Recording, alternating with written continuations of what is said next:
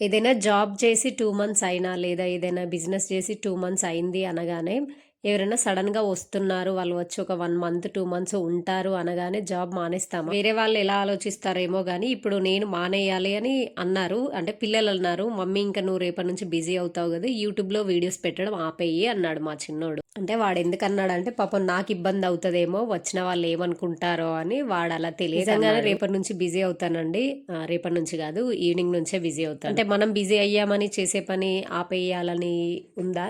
నేనైతే ఆపను. వీడియోస్ పెట్టడం గానీ కంపల్సరీ పెడతాను. కానీ ఎలా అనేది నేనే ఆలోచిస్తున్నాను. ఒకవైపు టెన్షన్‌గాను ఉంది. ఒకవైపు వాళ్ళొస్తున్నారు అనే హ్యాపీనెస్ గూడా ఉంది. అంటే మేమెక్కడికి వెళ్ళట్లేదు గదా! 1, 2 ఇయర్స్ నుంచి. ఇప్పుడు మా ఇంటికి వాళ్ళొస్తున్నారనగానే హ్యాపీనెస్ మాత్రం నిజంగానే ఉంది.